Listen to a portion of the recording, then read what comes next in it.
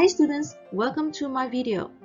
In this video, I'm going to discuss the answers for last year's SPM 2019 Biology Paper 3, Question 2.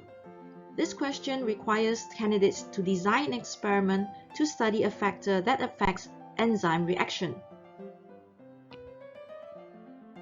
Here is the question.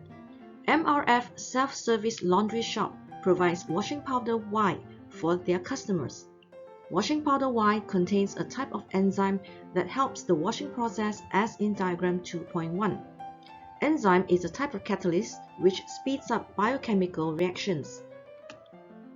Kedai Dobi Layan Diri MRF menyediakan serbuk pencuci Y untuk pelanggan mereka. Serbuk pencuci Y mengandungi sejenis enzim yang membantu proses pencucian seperti dalam rajah 2.1. Enzim adalah sejenis mangkin yang mempercepatkan tindak balas kimia. This is diagram 2.1. Now notice the range of temperature written on the box. Ini adalah rajah 2.1. Perhatikan julat suhu yang tertera pada kotak tersebut. Diagram 2.2 shows 3 t-shirts P, Q, and R with lipid stain. The shirts were washed using washing powder Y at 3 different temperatures. Rajah 2.2 menunjukkan 3 baju T, P, Q, dan R dengan kotoran lipid. Baju T tersebut dicuci menggunakan serbuk pencuci Y pada 3 suhu yang berlainan. Perhatikan, suhu yang diberi adalah 28 darjah Celsius, 60 darjah Celsius dan 37 darjah Celsius.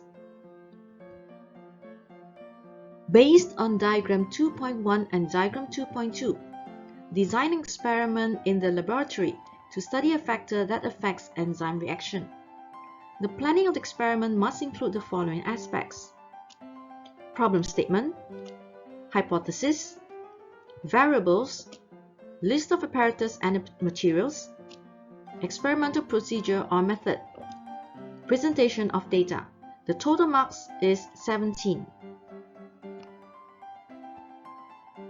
Berdasarkan rajah 2.1 dan rajah 2.2, reka bentuk satu eksperimen di dalam makmal untuk mengkaji satu faktor yang mempengaruhi tindak balas enzim. Perancangan eksperimen itu hendaklah meliputi aspek-aspek berikut: pernyataan masalah, hipotesis, pemboleh ubah, senarai radas dan bahan, kaedah atau prosedur eksperimen, dan persembahan data. Jumlah markah adalah 17. Let's start with the problem statement. What should you write in the problem statement? You should have the manipulated variable, which is the temperature. You should also write the responding variable, which is the rate of lipase reaction or activity of lipase, or enzyme reaction or enzyme activity. Remember that you should not write pepsin or amylase. This is because the stain that is given in this question is lipid stain. Therefore, you should only use lipase enzyme. The relationship here refers to the relationship between the variables in question form, and you need to write the question mark. Here are some sample answers. Number 1. What is the effect of temperature on the activity of lipase? Number 2. What is the effect of temperature on the rate of lipase reaction? Pernyataan masalah. 3 markah. Pemboleh ubah yang dimanipulasikan adalah suhu. Pemboleh ubah yang bergerak balas merupakan kadar tindak balas lipase, aktiviti lipase ataupun aktiviti enzim ataupun tindak balas enzim. Enzim pepsin atau amylase tidak diterima untuk soalan ini. Manakala untuk hubungan adalah antara pemboleh ubah dalam bentuk soalan dan juga tanda soal. Berikut adalah contoh jawapan yang mendapat 3 markah. Nombor 1. Apakah kesan suhu ke atas aktiviti lipase? Apakah kesan suhu ke atas kadar tindak balas lipase? Hypothesis, 3 marks. In the hypothesis, you have to mention 3 things. Number 1 is the manipulated variable, which is the temperature. The second point is the responding variable, which is the rate of lipase or enzyme reaction or activity of enzyme. And the third point is the relationship between the variables. Here are some sample answers. Number 1. The higher the temperature, the higher the rate of lipase reaction until the optimum temperature. Here you can see the relationship are the words the higher the MV, the higher the RV. Number 2. When the temperature increases, the rate of lipase reaction increases until the optimum temperature. Here the relationship are the words increases, increases. When MV increases, the RV increases. Hipotesis 3 markah. Markah yang pertama adalah untuk pemboleh ubah yang dimanipulasikan iaitu suhu. Markah yang kedua ialah untuk pemboleh ubah bergerak balas iaitu kadar tindak balas lipase atau enzim ataupun aktiviti enzim. Dan markah yang ketiga adalah untuk hubungan iaitu hubungan antara pemboleh ubah yang dimanipulasikan dan pemboleh ubah yang bergerak balas. Berikut adalah contoh jawapan yang mendapat 3 markah. Pertama sekali, semakin tinggi suhu, semakin tinggi kadar tindak balas lipase sehingga suhu optimum. Jadi anda dapat perhatikan di sini, semakin tinggi merupakan hubungan di antara suhu iaitu pemboleh ubah yang dimanipulasikan dan juga kadar tindak balas enzim, kadar tindak balas lipase iaitu pemboleh ubah yang bergerak balas. Contoh yang kedua, apabila suhu bertambah, kadar tindak balas lipase bertambah sehingga suhu optimum. Jadi perkataan seperti bertambah merupakan hubungan di antara dua pemboleh ubah tersebut iaitu suhu dan juga kadar tindak balas lipase. Variables, 3 marks. You should only write one answer for each variable. For manipulated variable, the answer is temperature. There should be no other answers. Responding variable, you can write the rate of lipase or rate of enzyme reaction or activity of enzyme or activity of lipase or cleanliness of the clothes or cleanliness of the t-shirt. You should not write pepsin or amylase here. For the constant variable, pH or concentration of lipase or enzyme, concentration of lipid or substrate, type of stain, type of washing powder, quantity of washing powder, type of t-shirt, or type of enzyme. Pemboleh ubah, 3 markah. Untuk pemboleh ubah yang dimanipulasikan, jawapannya adalah suhu. Pemboleh ubah yang bergerak balas, anda boleh tulis kadar tindak balas lipase atau kadar tindak balas enzim, atau aktiviti enzim atau aktiviti lipase, ataupun kebersihan baju atau kebersihan kemeja tea. Jangan tulis pepsin atau amylase kerana ini merupakan kotoran lipid. Untuk pemboleh ubah yang dimalarkan, anda boleh tulis pH atau kepekaan lipase atau enzim, kepekaan lipid atau substrat, jenis kotoran, jenis serbuk pencuci atau kuantiti serbuk pencuci atau jenis kemeja ataupun jenis enzim. Apparatus and materials. Now, if you are writing about an experiment which is conducted without using cloth or t-shirt for washing, here are the acceptable apparatus or materials which you can use. Beaker, test tube or boiling tube, syringe or measuring cylinder, dropper, glass rod, white tile with grooves, thermometer, stopwatch, water bath or Bunsen burner, wire gauze and tripod stand.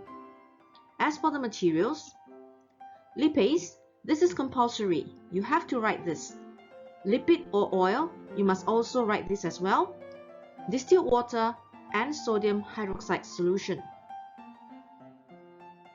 Radas dan bahan. Jika eksperimen dijalankan tanpa menggunakan kain atau kemeja tea, maka ini adalah radas dan bahan yang anda perlu nyatakan.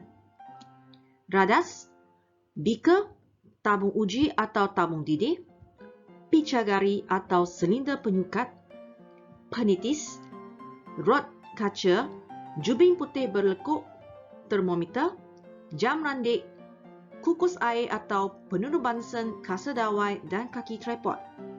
Untuk bahan, lipis ini wajib dinyatakan, lipid atau minyak ini wajib juga dinyatakan, air suling dan juga larutan natrium hidroksida. Apparatus and materials.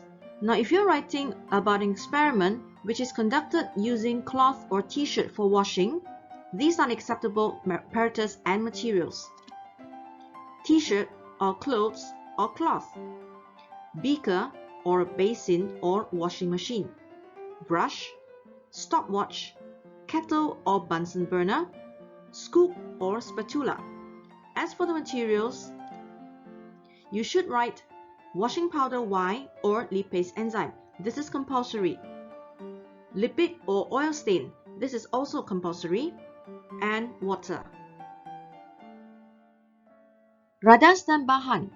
Sekiranya eksperimen anda dijalankan dengan menggunakan kain atau kemeja tea untuk dibasuh, radas adalah kemeja tea atau baju atau kain, beaker, basin atau mesin pencuci, berus, jam randik, ceret atau penunuh Bunsen, penyeduk atau spatula. Untuk bahannya, serbuk pencuci Y atau enzim lipase ini wajib dinyatakan, lipid atau kesan minyak ini juga wajib, dan juga air. As for the procedure, which also carries 3 marks, you must mention the following. Number 1. The preparation of apparatus and materials. You should explain how you set up the experiment.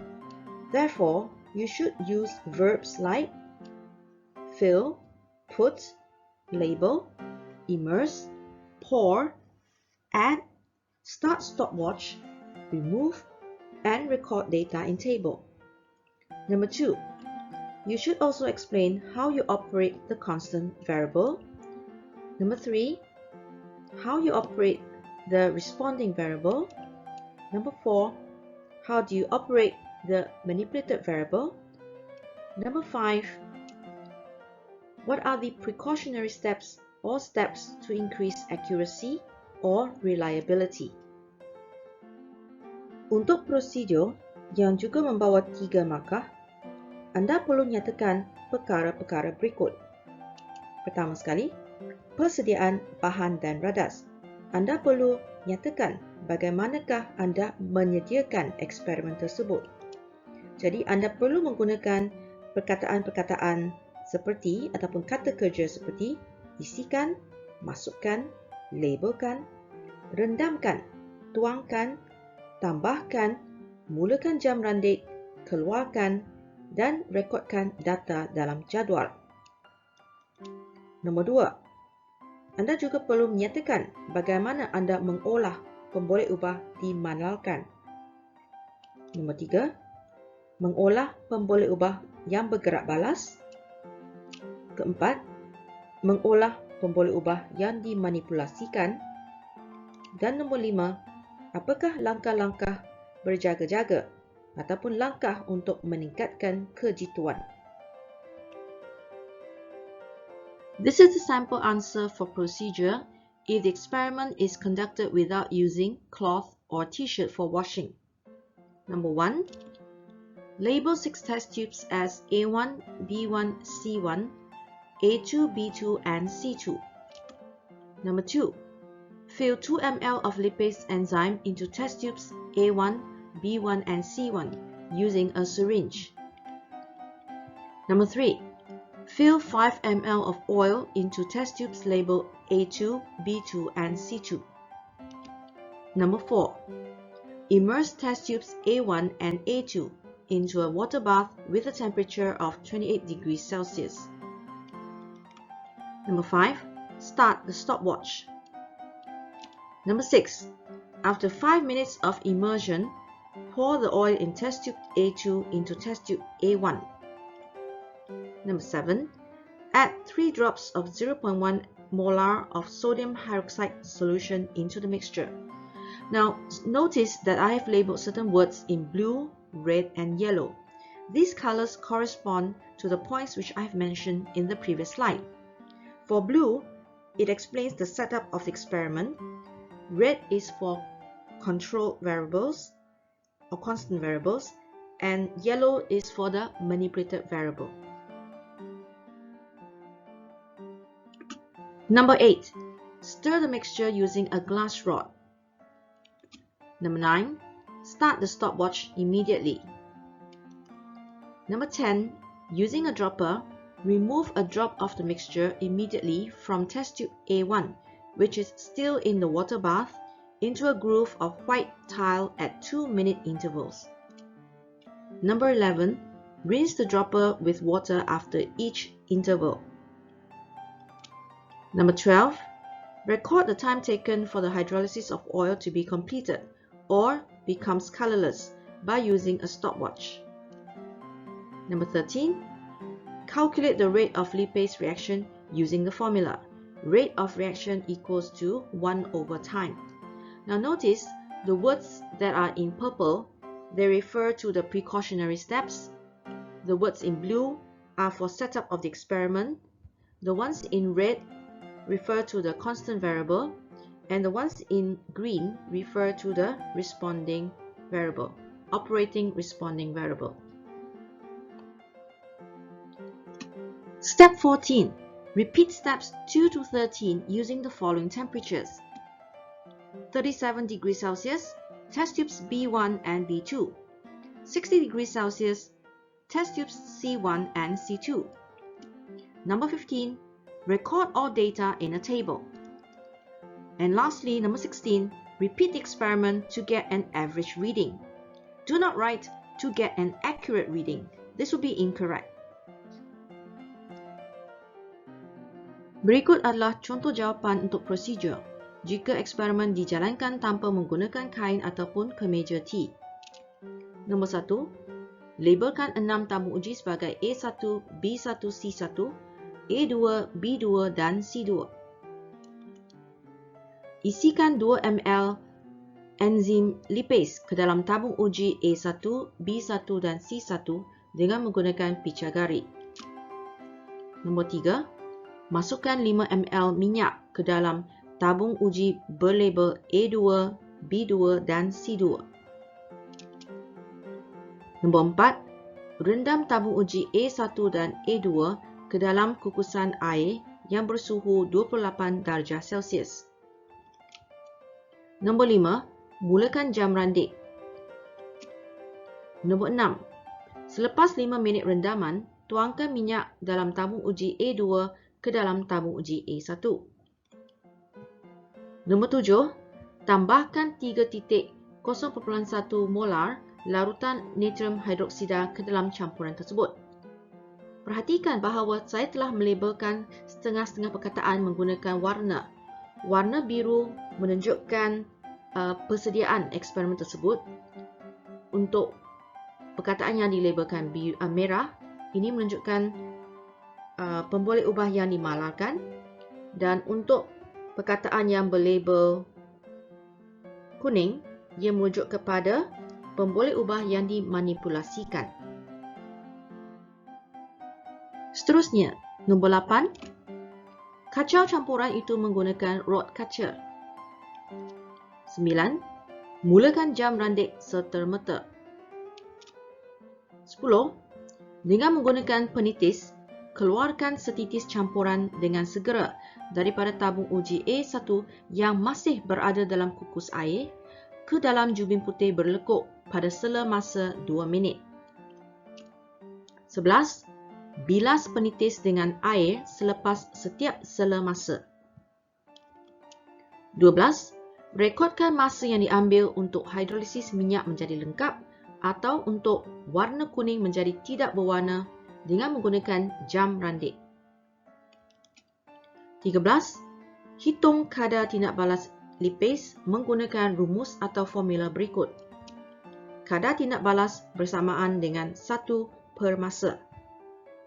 Perhatikan perkataan yang dilabelkan dengan warna ungu merupakan langkah berjaga-jaga, manakala perkataan-perkataan yang dilabelkan dengan warna hijau merujuk kepada pemboleh buah yang bergerak balas.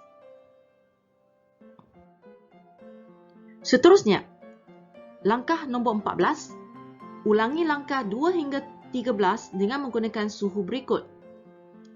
37 darjah Celsius menggunakan tabung uji B1 dan B2.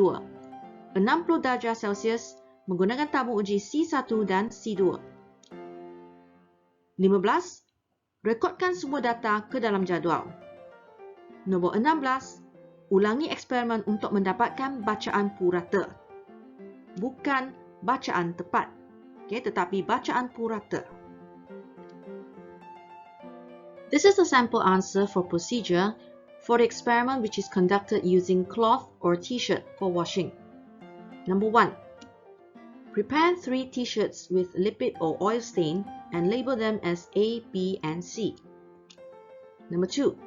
Pour 5 liters of clean cold water into a washing machine or basin. Number 3. Add a scoop of washing powder Y into the basin or washing machine. Number 4. Soak t-shirt A in the washing machine or basin for 5 minutes. Number 5.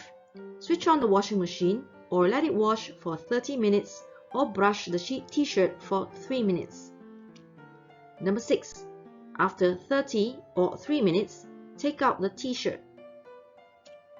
Number 7. Observe and record the cleanliness of t-shirt A. Number 8. Repeat steps 2 to 7 by using different t-shirts and temperatures. T-shirt B, warm water. T-shirt C, hot water. Number 9. Record all data in a table or tabulate the data. Ini adalah contoh jawapan untuk prosedur jika anda menghuraikan eksperimen dengan menggunakan kain atau kemeja T untuk dibasuh. Anda sama ada boleh menggunakan mesin pembasuh ataupun cucian tangan. Pertama sekali, sediakan 3 helai kemeja T dengan kotoran lipid atau minyak dan labelkan sebagai A, B dan C. Nombor 2, masukkan 5 liter air sejuk dan bersih ke dalam mesin basuh atau besin. Nombor 3, masukkan 1 cedok serbuk pencuci Y ke dalam mesin basuh ataupun besin. Nombor 4, rendamkan kemeja T A dalam mesin basuh atau besin selama 5 minit. Nombor 5, hidupkan suis mesin basuh atau biar mesin mencuci selama 30 minit ataupun berus kemeja T selama 3 minit. Nombor 6, selepas 30 atau 3 minit, keluarkan kemeja T tersebut. Nombor 7, perhatikan dan rekodkan tahap kebersihan kemeja T A. Seterusnya, nombor 8, ulangi langkah 2 hingga 7 dengan menggunakan kemeja T dan suhu air yang berbeza. Kemeja T B diletakkan dalam suhu air suam dan untuk kemeja C, air panas. Nombor 9, rekodkan semua data dalam jadual. This is the presentation of data for experiment which is conducted without using cloth or t-shirt. In this table, you need to mention 2 things. They are P1 and P2. Okay, what is P1? P1 is manipulated variable. You need to mention the correct unit and data. For P2, you need to mention the operating responding variable or ORV or the responding variable with the correct unit. So here you can see the temperature in degrees Celsius with the numbers 28, 37 and 60. They are the manipulated variable. For time taken for the hydrolysis of lipid or oil to be completed, this is the ORV with the unit in minutes. And the RV here is rate of lipase or rate of enzyme reaction, the unit of per minute. Ini adalah persembahan data untuk eksperimen yang dijalankan tanpa menggunakan kain atau kemeja T. Anda perlu nyatakan dua perkara yang penting di sini, iaitu pertama sekali, pemboleh ubah yang dimanipulasikan, iaitu MV, dengan unit dan data yang betul. Yang kedua, ORV, iaitu Operating Responding Variable, ataupun pemboleh ubah yang bergerak balas dengan unit yang betul. Perhatikan di sini, suhu darjah Celsius 28, 37 dan 60 merupakan poin yang pertama, iaitu pemboleh ubah yang dimanipulasikan. Manakala masa yang diambil untuk hidrolisis lipid atau minyak menjadi lengkap dalam unit minit, ini adalah Operating Responding Variable. Dan untuk pemboleh ubah yang bergerak balas, iaitu RV, kadar tindak balas lipase ataupun kadar tindak balas enzim dalam unit per minute. This is the presentation of data for the experiment which is conducted using cloth or t-shirt. Again, you need to have two important points here, which is the correct MV and the correct ORV with the unit. Temperature, which is cold water, warm water and hot water, will be your manipulated variable. And for the ORV, it is the cleanliness of cloth or t-shirt or the time taken to be clean with the correct unit of minutes. Ini adalah persembahan data untuk eksperimen yang dijalankan menggunakan kain atau kemeja T. Poin pertama, pemboleh ubah yang dimanipulasikan dengan data yang betul. Poin yang kedua, ORV dengan unit yang betul. Perhatikan di sini, suhu iaitu air sejuk, air suam dan air panas merupakan poin yang pertama, iaitu pemboleh ubah yang dimanipulasikan, serta tahap kebersihan pakaian atau kain atau kemeja T ataupun masa yang diambil untuk menjadi bersih dalam unit minit, ini adalah ORV. Well, that's it for this video on question 2 for paper 3. Do like, comment and subscribe to my channel on YouTube and watch my other videos on biology and science. I hope to see you in my next video. Bye for now.